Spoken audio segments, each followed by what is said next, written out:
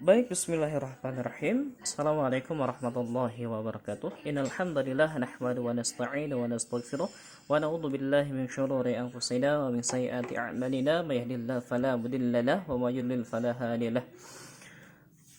Asyhadu an la ilaha illallah wahdahu la syarika lahu wa asyhadu anna Muhammadan 'abduhu wa rasuluh. Amma ba'd.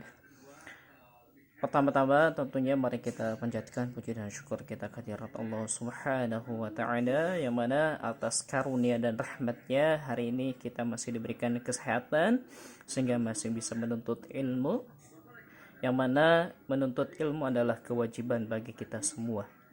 Tak lupa salawat serta salam semoga selalu tercurah limpahkan kepada Nabi Muhammad sallallahu alaihi wasallam, kepada para keluarganya, para sahabatnya, para tabi'innya, dan mudah-mudahan kepada kita selaku umatnya hingga akhir zaman. Amin, amin ya Allah ya Rabbal Alamin. Baik murid-muridku, anak-anakku, anak-anak Ma'had Liwaul Furqan yang saya cintai, insyaallah hari ini saya akan memberikan pengajaran atau pembelajaran terkait dengan larutan ya.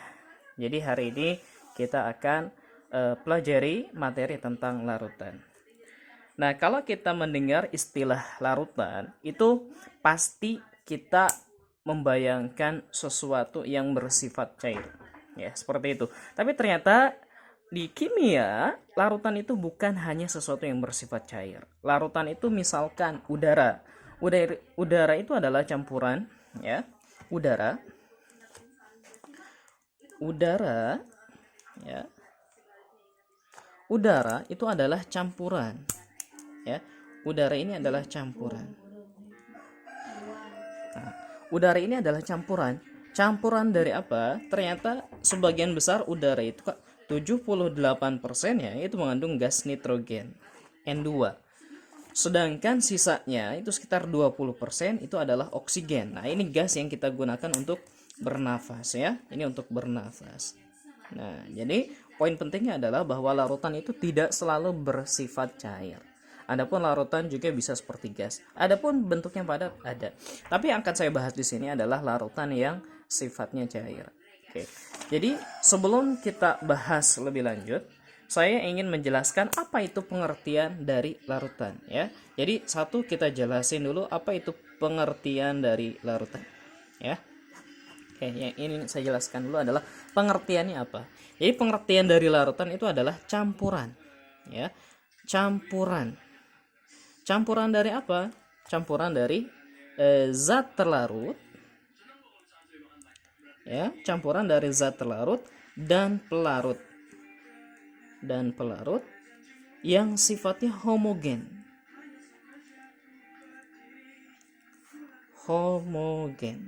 Ya.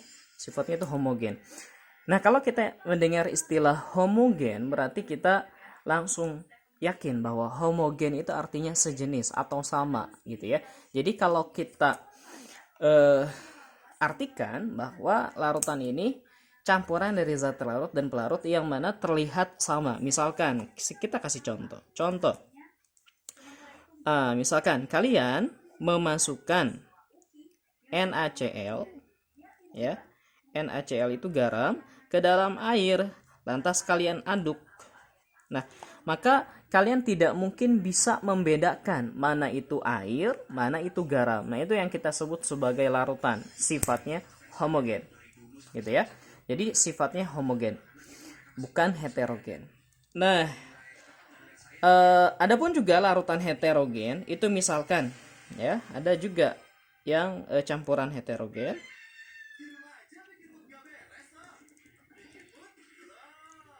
Itu misalkan campuran antara pasir ya. Pasir ditambah dengan air. Kalau pasir ditambah air itu akan menjadi larutan atau campuran yang heterogen ya. Oke, nah sekarang kita lanjutkan. Pembagian dari larutan. Larutan dapat kita bagi ya, larutan ini. Oke, dapat kita bagi menjadi dua. Itu yang pertama larutan elektrolit. Satu lagi adalah larutan non elektrolit.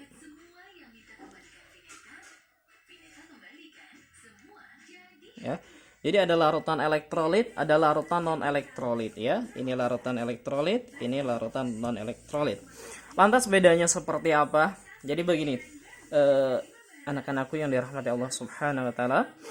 Jadi larutan elektrolit kalau kita lihat dari pengertiannya, dari katanya gitu kan, ada istilah elektro. Maka kita pasti yakin bahwa elektro di situ adalah listrik. Jadi larutan elektrolit adalah larutan yang menghantarkan listrik gitu ya. Jadi larutan elektrolit itu adalah larutan yang menghantarkan listrik gitu. Jadi larutan yang mampu menghantarkan listrik. Nah, itu pengertian dari larutan elektrolit. Nah, larutan elektrolit ini dibagi lagi menjadi dua. Ada yang kuat, ada yang lemah. Gitu ya. Jadi ada elektrolit kuat, ada elektrolit lemah.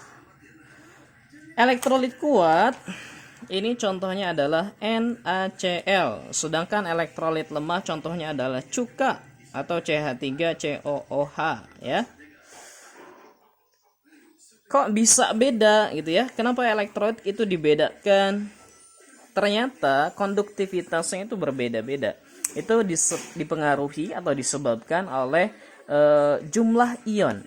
Nah, sekarang kita tanya, kenapa larutan elektrolit ini mampu menghantarkan listrik?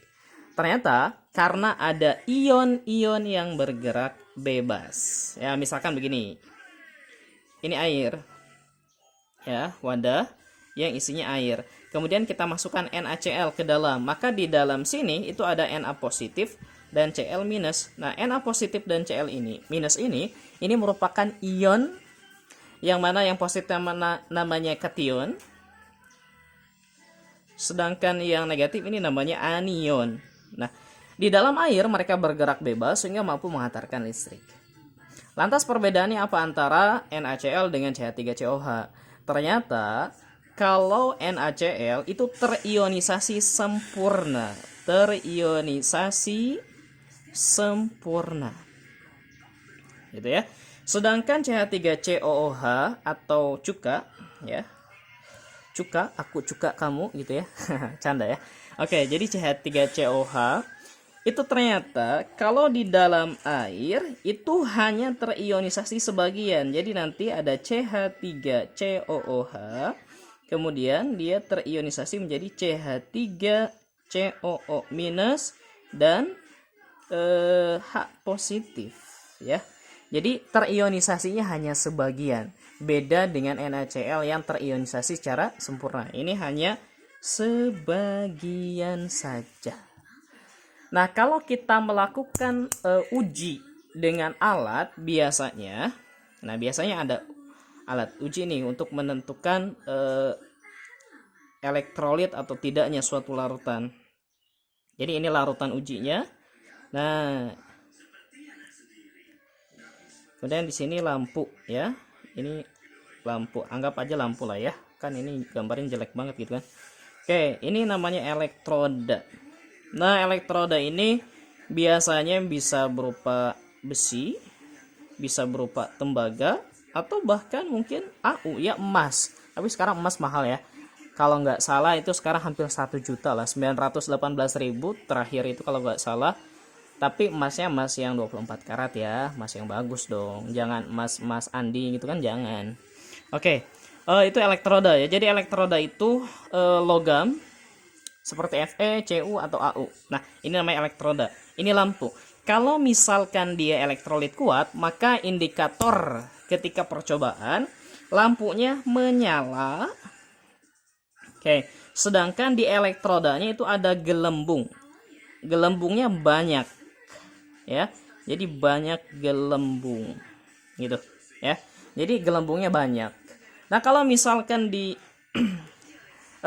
larutan elektrolit yang lemah, itu ternyata indikatornya lampunya itu kadang padam, kadang redup. Kita padam aja ya. Padam. Kemudian di elektroda ada gelembung. Tidak banyak ya ada gelembung, nggak banyak gelembungnya, dikit doang gitu ya. Jadi bedanya kalau ini lampunya menyala, kalau banyak gelembung. Kalau di sini lampunya padam atau kadang redup, elektrodanya ada gelembung, tidak banyak gelembungnya ya. Kenapa? Karena yang terionisasinya hanya sebagian saja gitu ya.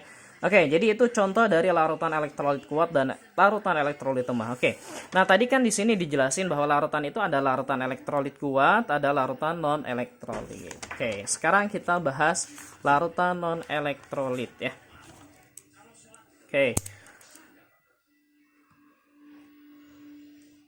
Larutan non elektrolit ya. Ini mau pakai hamus juga elektrolit gitu boleh ya. Larutan non elektrolit. Nah, larutan non elektrolit ini jadi larutan yang tidak mampu menghantarkan listrik ya. Jadi dia tidak bisa menghantarkan listrik. Kenapa? Karena tidak ada ion yang bergerak bebas.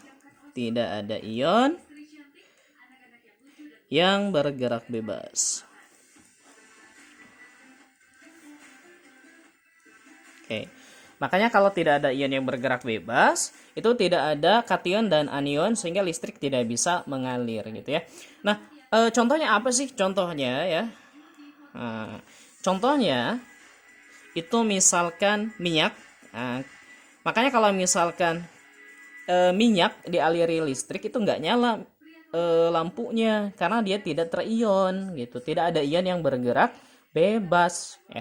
Ini contoh satunya. Contoh yang kedua itu alkohol ya. Alkohol contohnya apa? Ciu gitu kan, alkohol, topi miring dan seterusnya. Itu merek lah ya. Nah, itu alkohol.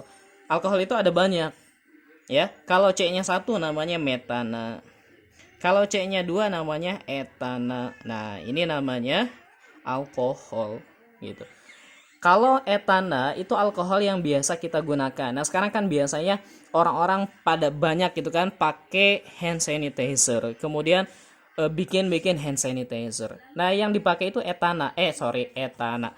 Sorry ya, ini salah. Harusnya metanol, etanol gitu ya. Nah, gitu. Metanol, etanol. Nah, ini yang dipakai itu ini.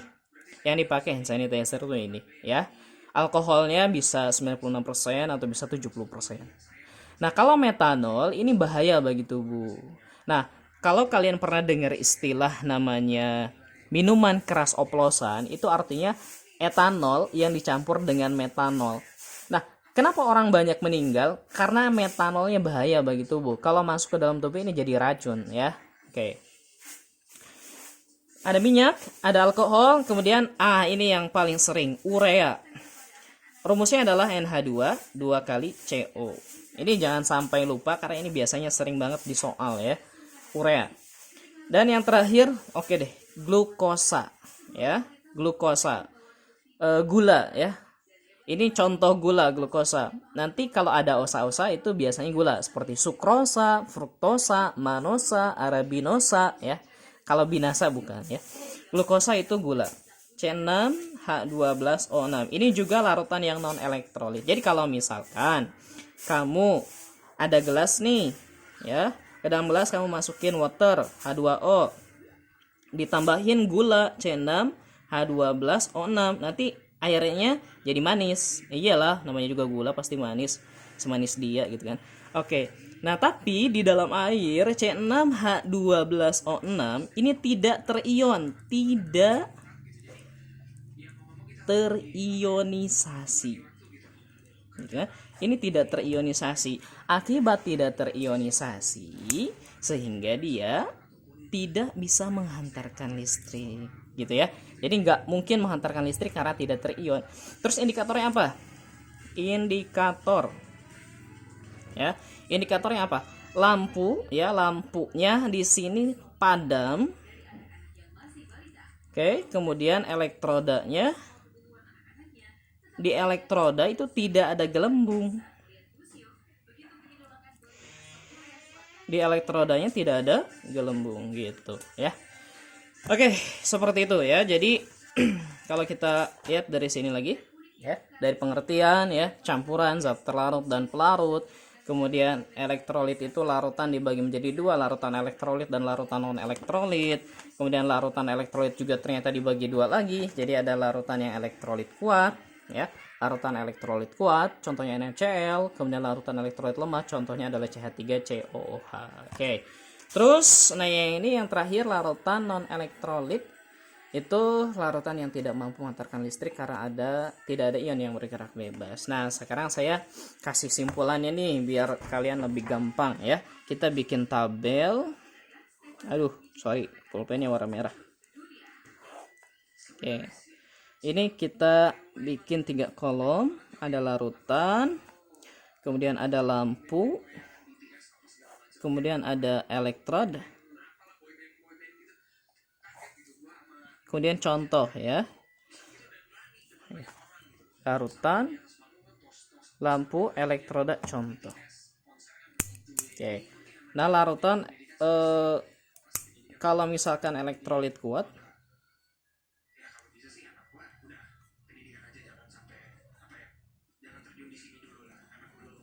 kemudian ada elektrolit lemah,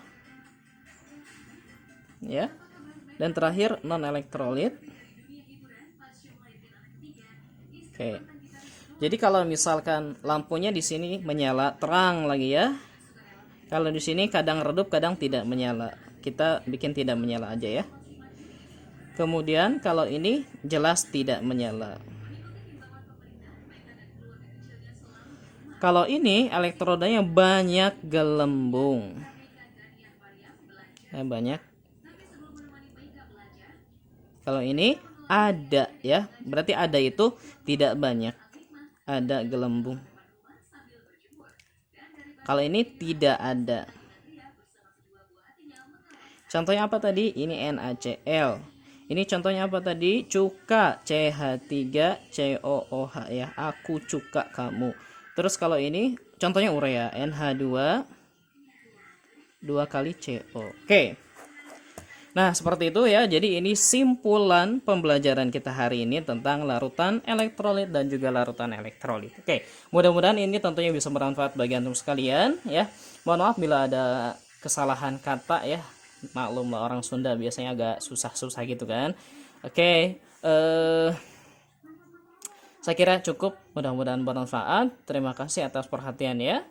Mudah-mudahan ilmu ini kalian amalkan ya. Kalian coba kalau bisa di rumah pakai ya alat sederhana lah, pakai batu baterai, kemudian pakai gelas, nanti pakai lampu, dan elektrodanya bisalah pakai paku gitu ya. Oke, saya kira sekian pembelajaran kita hari ini, mudah-mudahan bermanfaat. Billahi taufiq wal hidayah. Wassalamualaikum warahmatullahi wabarakatuh.